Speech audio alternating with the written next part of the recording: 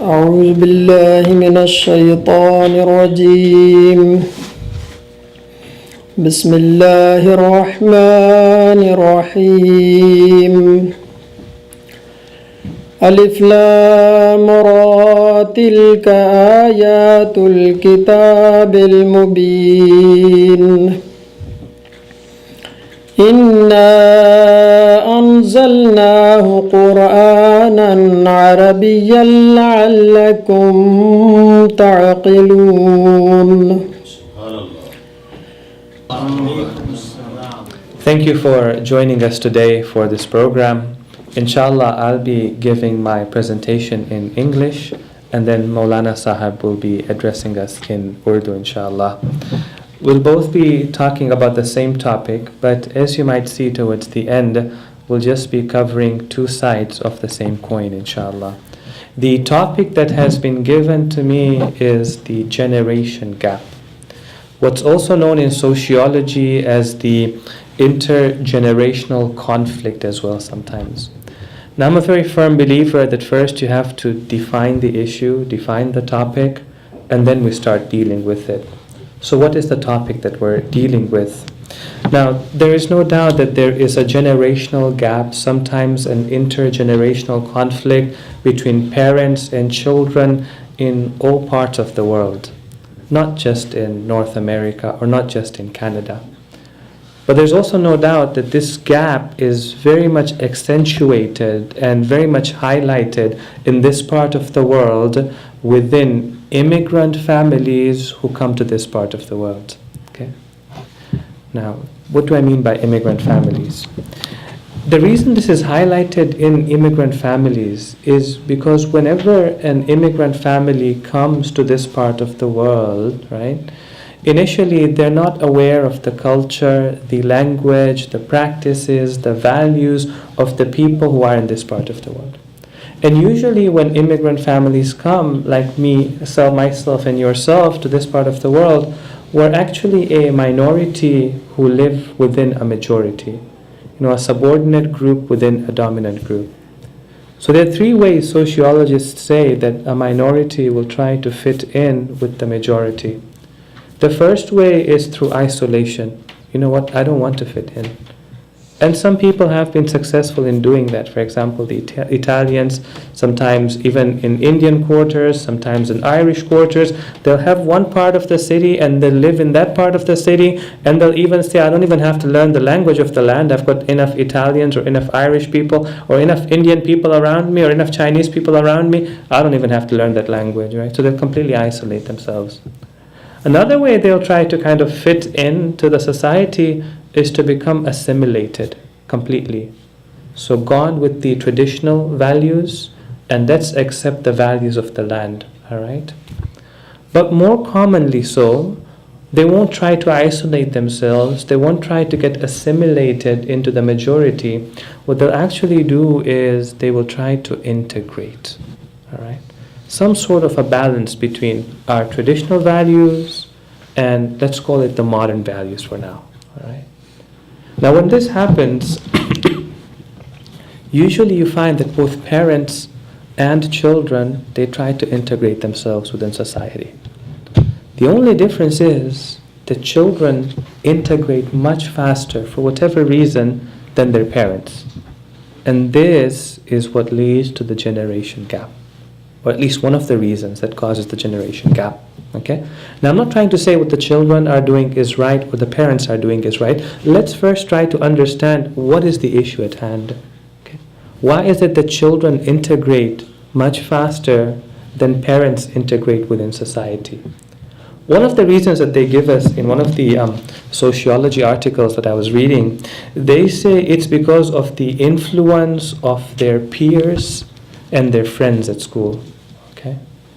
Especially when you find that the parents don't have time to sit down and talk to their children and share some of their values and their traditions with their children. Especially because in immigrant families what happens is that parents are busy trying to make their ends meet, right? And they don't have time to sit down with the children. That's one reason. Another reason they say why children will integrate much better into society than their parents is because, well, a child is more impressionable. His heart is more willing to accept new things, right? In fact, in one of the sermons in the Nahj al-Balagha, our first Imam Ali alayhi salatu wassalam,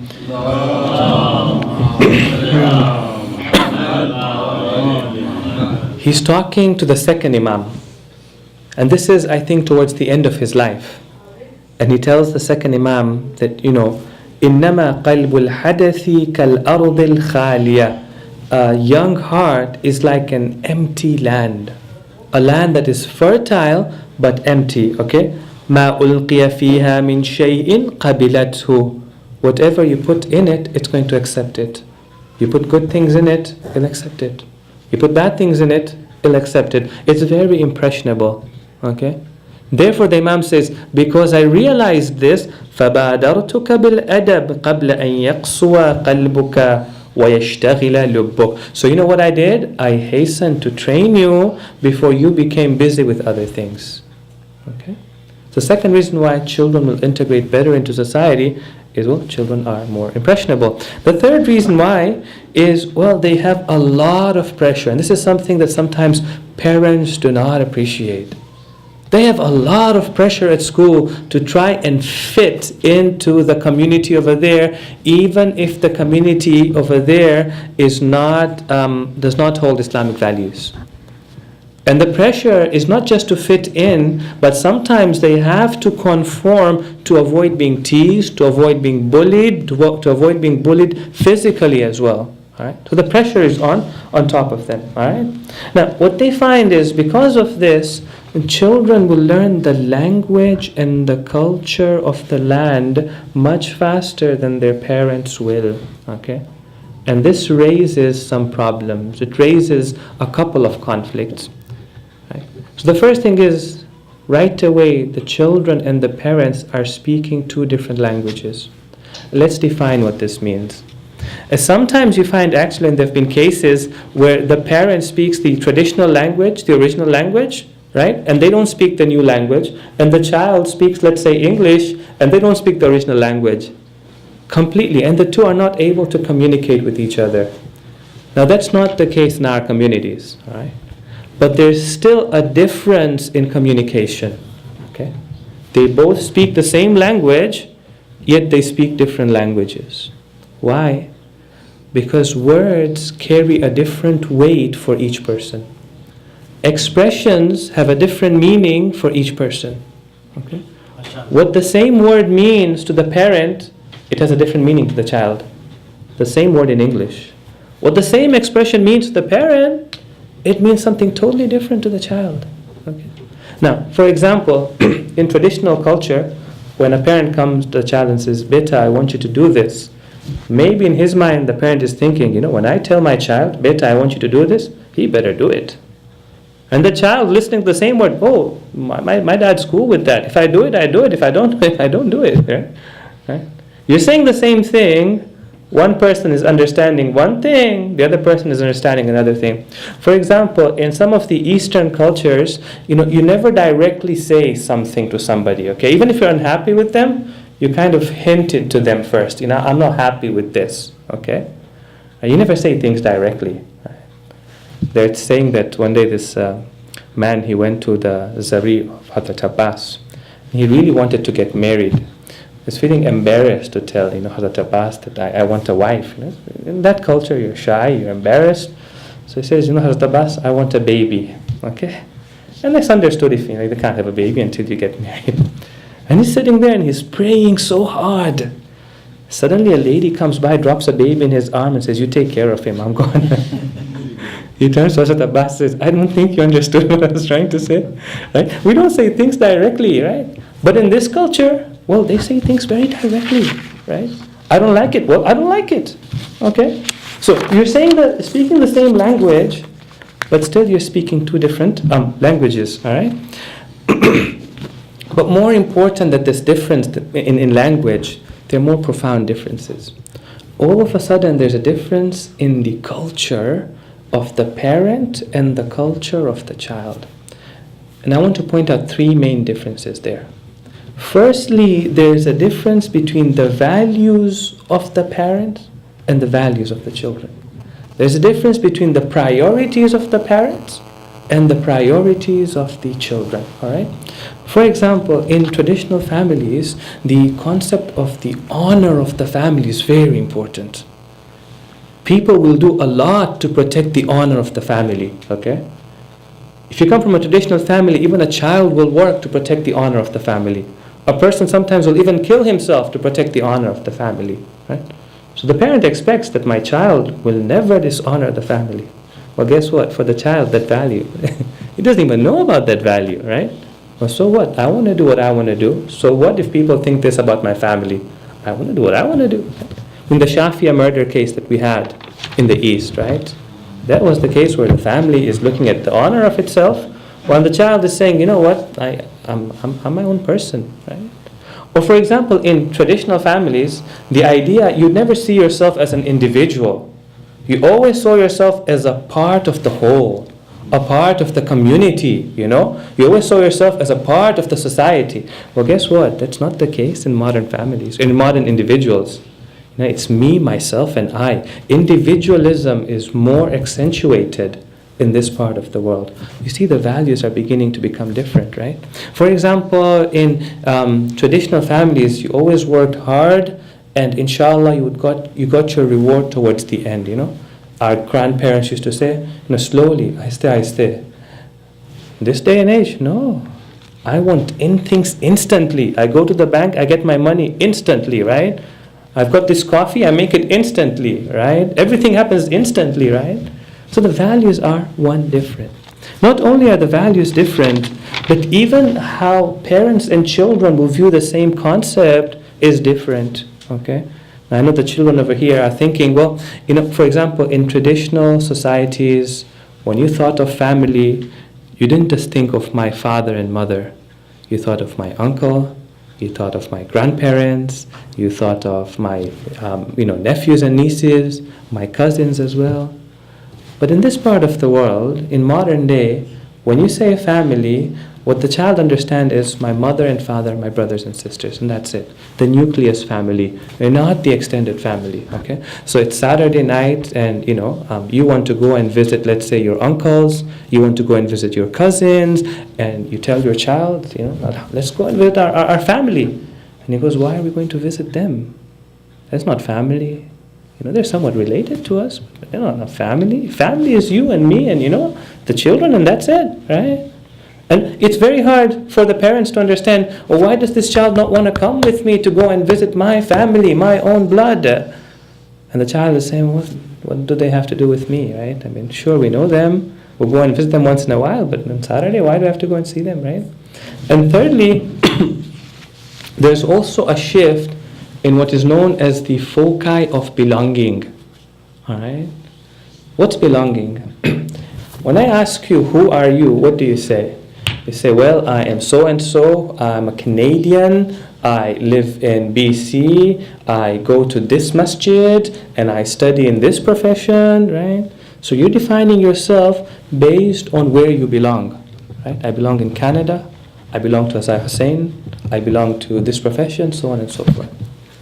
Back in the 60s, you ask somebody, who are you? He points out to you his religion, he points out to you his family, he points out to you those traditional foci of belonging. Today, you ask somebody, who are they don't point out to you their religion anymore. The sense of belonging towards religion is not there in modern societies. We have to appreciate that, right? The sense of belonging towards extended families is not there in modern societies. We have to appreciate that, right? The foci of belonging is changing. So, what does that mean? Come Thursday night, Friday night, Saturday night, you want to bring the children to the masjid.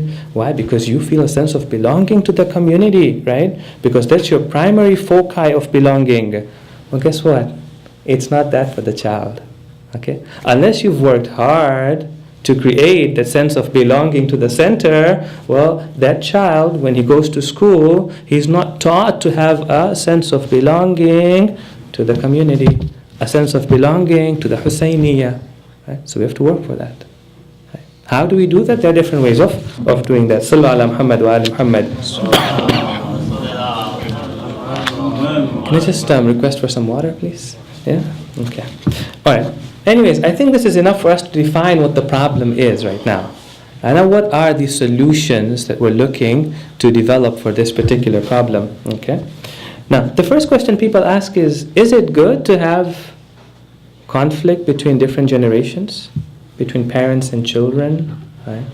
So if you use the word conflict in that sense, it's not good. But not all conflict is bad. Let's not use the word conflict. Let's say not all disagreements are bad. Okay? Because if you were to say that no, they should have no disagreements, then guess what? Islam would never have come to us. Because when the Prophet of Allah came to Makkah and Medina, and he was spreading Islam, who were the first people to accept it? It was the youngsters, right? Ammar ibn Yasir, he comes and he accepts Islam. And his parents initially, maybe they're not too happy with that. He says, you know what? This makes sense to me. I'm going to accept it. And then he goes and he converts his parents as well. And his mother, Sumayya, becomes the first martyr in Islam. Okay. But if Ammar did not start off by saying, you know what, I disagree with your beliefs, well, Islam would not have come to us today. Okay. So not all disagreements are bad. Okay. In fact, I had gone to Florida. One of the youth over there came to me. And the youth says to me, my marriage is coming up. And I am deciding to follow the path of Islam.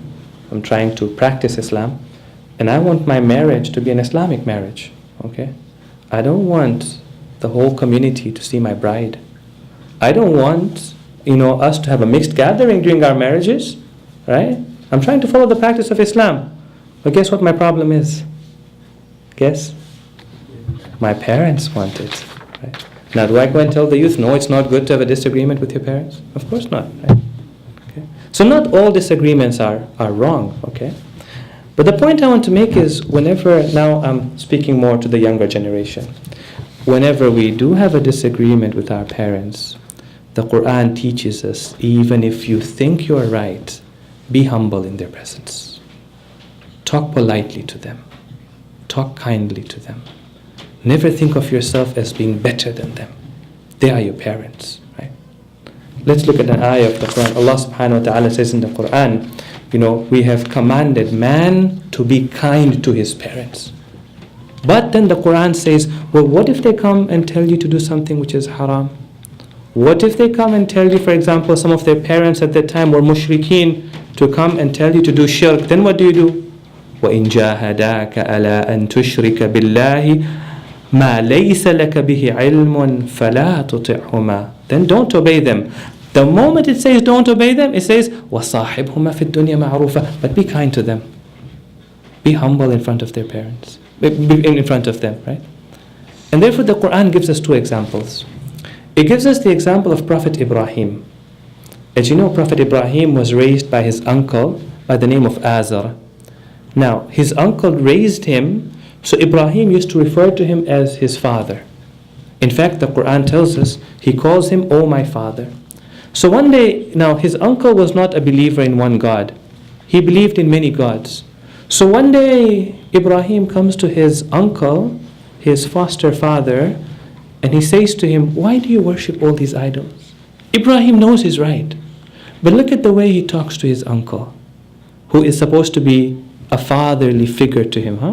He tells him, "Ya abati, oh my dear father." What's interesting is in this day and age, sometimes you're taught in TV commercials or TV channels, or if you go to school, the cool thing is the guy comes over and says, when I talk to my dad, I don't even call him dad. I call him John, Bob, right? Look at the Quran teaching us.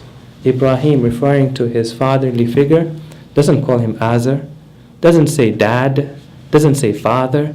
Oh my dear father. Ya abati, right? لِمَ تَعْبُدُ مَا لَا يَسْمَعُ وَلَا يُبْصِرُ وَلَا يُغْنِي عَنْكَ شَيْئًا. Why do you worship that thing which cannot hear, which cannot see, which cannot help you in any way? Oh my dear father, why don't you follow me? God has guided me, I will guide you as well. Look at that humbleness that's still there, right? It doesn't tell him, my father, you're ignorant, you don't know, We are modernity, we're progressive, right? You're the old school, right? I've got stuff with me now, right? No. Very humble. Even when his uncle turns him away, Ibrahim says to him, قَالَ سَلَامٌ عَلَيْكَ, peace be upon you. سَأَسْتَغْفِرُ لَكَ رَبِّي, I'll seek forgiveness from Allah for you. Interesting. And the Quran gives us another example as well. The example of the son of Prophet Nuh. You know, as they were going in the ark and the floods were coming in, Nuh turns to his son and calls out to him, Ya bunayya rkab ma'ana, oh my dear son, get on to the ship with us. What does his son reply? What does he say? Sorry? Where is he going to go? Ahsant. قَالَ سَآوِي إِلَى جَبَلٍ. He doesn't even say, oh my dear father. No, leave me alone. I got it covered. Right? I don't need you. Right? In fact, this Jabal, according to some of the commentators, this mountain, its ta'wil is the human intellect. I've got the intellect. I've got knowledge. I can take care of myself. Right? I don't need you.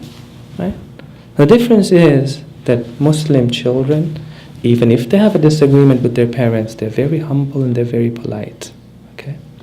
In fact, the Supreme Leader Sayyid Ali Khamenei, he says that when I was studying in the Hawza and I was doing my classes, and there came a time when I was really engaged in my classes and I needed to do those classes, right?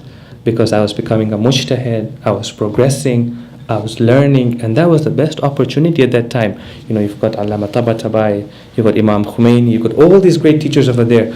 And then one day my father comes from Mashhad and he tells me, son, I need you in Mashhad. And I have to decide to leave that place. Very hard decision to make. And he says, I left that place and I went to help my father in Mashhad. Today you see his position, right? Today you see what status he has in society, right? Where did that come from? It came from humbling himself to the wishes of his father. Good things happen even when we go against what we want to please our parents. And bad things happen when we try to displease our parents. Sallu ala Muhammad wa ala Muhammad.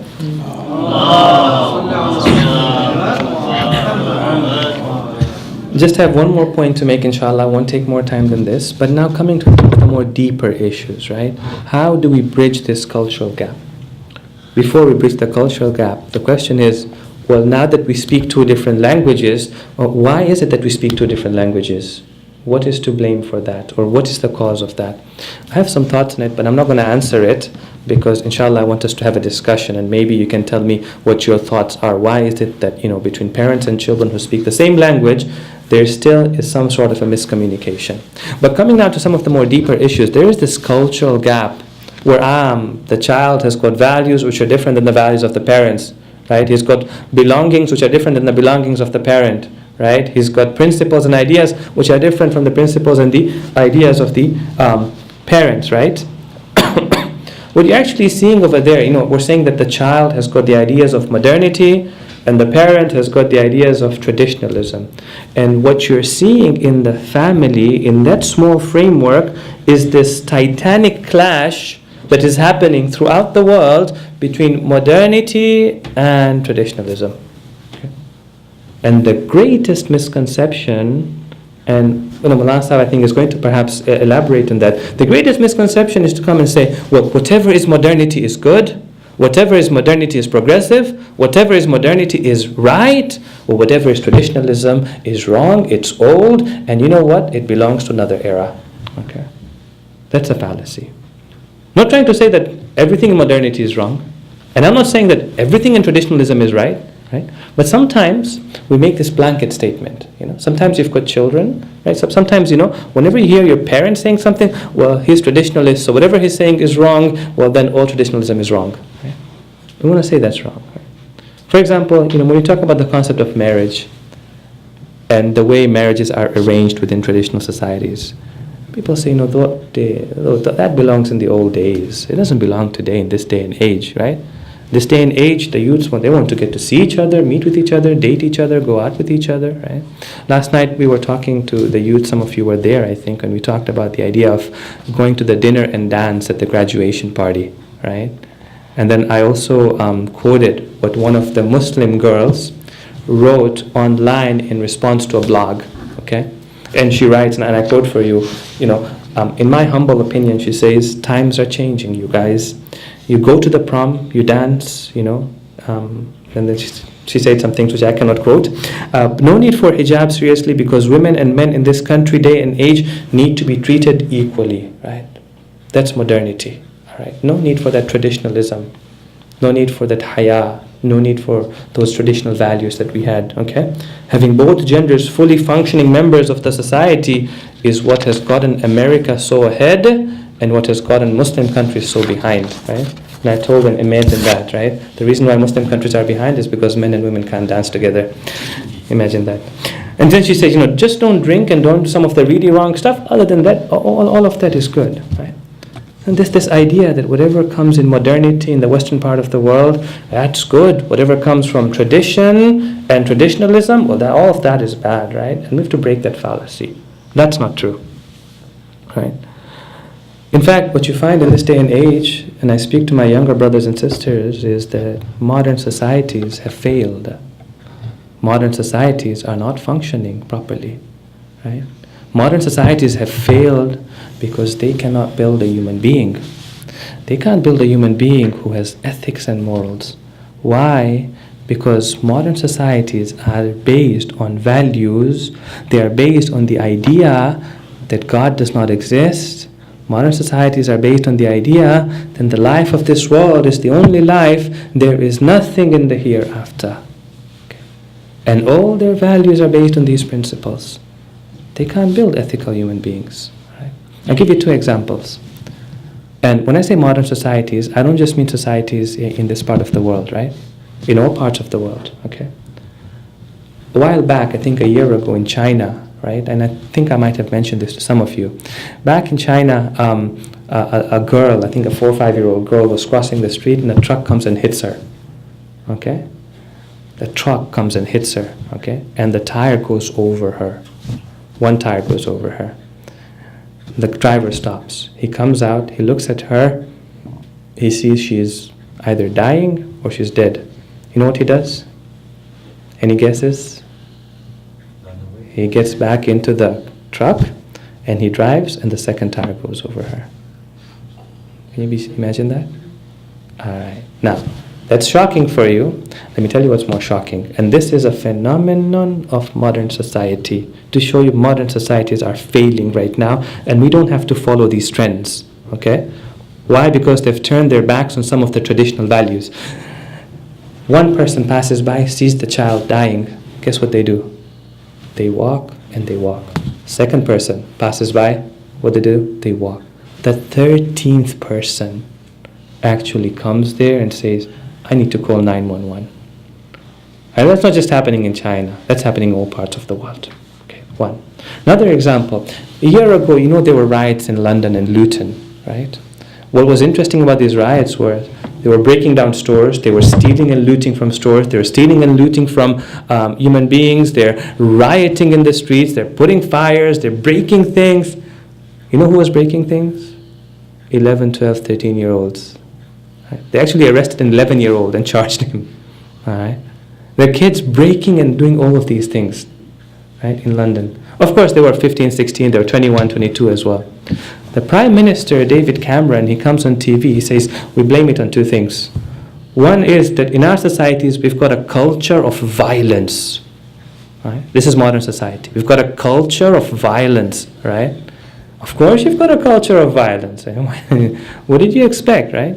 When you take the rights away from parents, when you turn your back on, traditionalism, when drinking is so rampant in your society, right? I mean, that's what they say, right? Drink, enjoy yourself, right? You know what the average age in Canada is when a child or a boy starts drinking? The average age. 13. Go to Statistics Canada. 13 is the average age where a person starts to drink, okay? There's no haya, there's no shame. Do as you want, live in the moment. These are the modern values, right? Everything is instant, right? Well, of course, culture of violence. And he goes, the second reason why, this is for parents, is he says because parents no longer care where their children are. They don't care who their children hang around with. I mean, if the parents cared, we wouldn't have 11-year-olds being arrested, right? Well, this is modern society. Is this what we want to get into? I don't think so, right? So we're not trying to say that everything traditional is right, everything modern is wrong, right? But we're also not trying to say that everything modern is right, right? Just because something is modern does not make it right. Yeah? Have the freedom of thought. Ask yourself, is this a value that I want in my life? Is this something that I really want to do in my life? If it is, alhamdulillah. If it's not, don't have to follow the crowd. Okay? Don't have to give in to peer pressure. Sallu ala Muhammad wa ali Muhammad. Sorry, I took a little more time than I was going to, Maulana Sahib. My apologies. You want to open the floor No, for maybe questions or in the end? I think maybe we'll open now the floor for questions in the end, Yeah, sure. and maybe I'll pass on the mic to you.